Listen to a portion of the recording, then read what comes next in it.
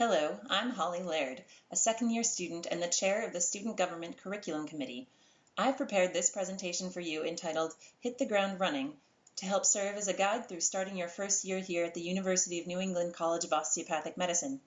This presentation is meant to supplement Dr. Dane's overview of the school curriculum with a focus on your day-to-day activities for this upcoming year.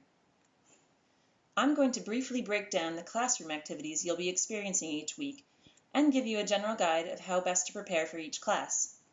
Then I'm going to walk you through some suggestions for the next few weeks and months to help keep you on track and help you succeed. There's also a PDF handout with these slides in case you would like to take notes for future reference, so if you have those downloaded, let's get started. With the integrated curriculum, your days will be divided between the two different overarching courses that are comprised of your various classes, labs, and other activities. Those are OMK, Osteopathic Medical Knowledge, and OCS, Osteopathic Clinical Skills. OMK includes the basic science large group activities, case-based learning, and histology and pathology labs. OCS includes anatomy lectures and donor labs, osteopathic medicine lectures and labs, and clinical skills lab. For a more detailed list of the subjects covered by each, you can refer back to Dr. Dane's curriculum overview presentation. There is a fair amount of reading that will help you arrive to each class and lab prepared, and I'm going to break that down for you to help take the guesswork out of it. We'll go course by course, starting with OMK. You'll have 8 hours of large group activities for OMK each week, starting off with a Monday morning quiz. To prepare for those sessions in the quiz, you'll want to review the required readings and the fundamental learning objectives that you can find listed in OMK's weekly course content on Blackboard. Those readings and objectives can both be found by logging onto Blackboard, clicking on the course content button as shown here, and locating the week's folder. Just as a vocabulary note, large group activities would traditionally be called lectures, but here at UNE we use interactive techniques to get students to be active participants in their own learning instead of passively listening to a lecturer for hours.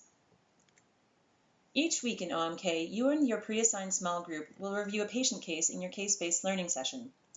It will be up to you and your small group members to decide which of you will present the patient case each week. These case presentations are done like patient presentations on rounds, and everyone gets their turn. You will have an opportunity during orientation to meet with your small group members, so make sure to decide who will present during the first week so they'll have time to prepare before the first official CBL session. During the CBL session, you will be working together with your small group to prepare a concept map to outline the details of the patient case. All of the group members can prepare for this by reading the patient case, reviewing the concept map prompt, and finding additional sources that explain important details of whatever disease or problem is at hand. Here is an example of a simple concept map that I used to explain the cycle of delirium during a research project I undertook this summer. The concept maps you will be building with your groups will be much more complex and detailed than this one, but this should give you the basic idea. Your CBL group will also join a large group discussion section where you will answer some more challenging questions by working as a team. To prepare for this, it can be useful to review the integrated learning objectives and the additional readings posted for the week in OMK's weekly content section of Blackboard. Each week, you will either have histology or pathology labs. These will give you a chance to look at digital histology images on large screens or pathology specimens with professors.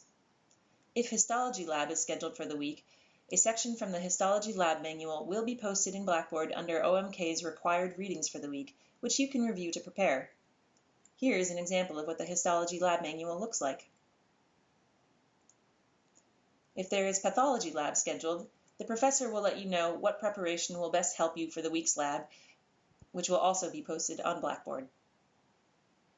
Moving on to Osteopathic Clinical Skills. The readings and objectives will be posted in the OCS section of Blackboard for each week. To prepare for the anatomy lectures and donor lab, it will be beneficial to peruse the relevant portions of Grant's Dissector ahead of time, as shown here, and the anatomy atlas as well. You are free to use whatever anatomy atlas you find most helpful, and this is one of the more popular ones. For the osteopathic medicine lectures and OMM lab preparation, you should be reading the specified sections of the Foundations of Osteopathic Medicine textbook, as shown here, as well as the OPP Lab Manual. The Lab Manual is produced by the school and will be available for purchase during orientation. You should be sure to wear the right clothing to OMM Lab. Loose, comfortable clothes that you can easily move around in. No skirts or jeans. The Clinical Skills Lab is where you learn skills like taking a patient history, measuring blood pressure, and many other things.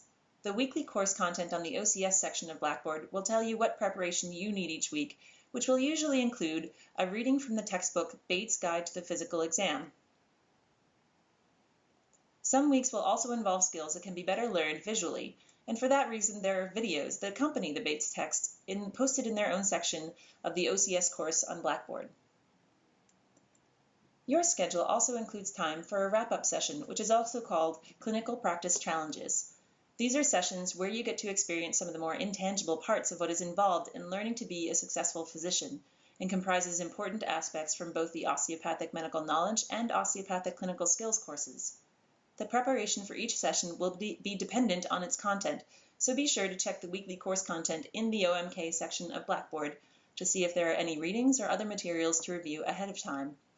These sessions often involve real patients and complex dilemmas, so the best thing you can do is to come to these sessions with an open mind and ready to ask questions. You'll also have interactions with standardized patients, usually 2 to 3 times a semester.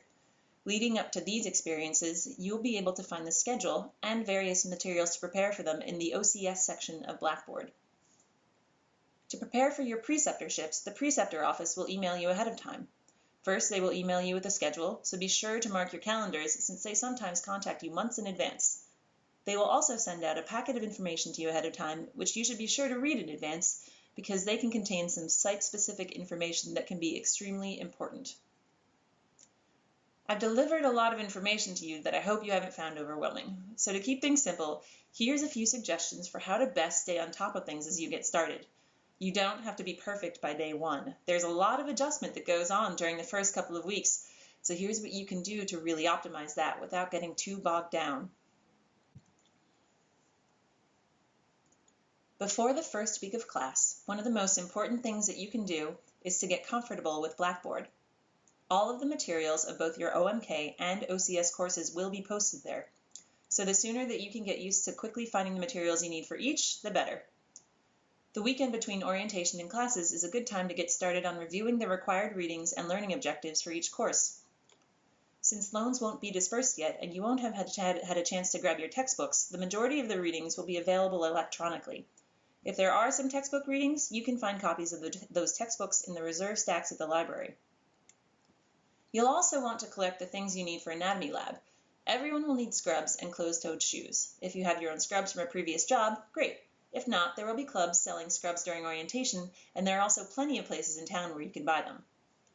Each lab group should supply their own gloves and scalpel blades, and as soon as you get your Anatomy Lab group assignments, you can coordinate with them to decide the purchasing plan for each of those. During the first couple of weeks of school, you'll start to get to know what textbooks are recommended, and you can buy the ones that you think you'll find the most useful. For something to think about, although a number of textbooks are really important, the quote-unquote required list is something that is compiled so the students who are on scholarships or other financial aid have access to all the funds necessary to buy the entire list.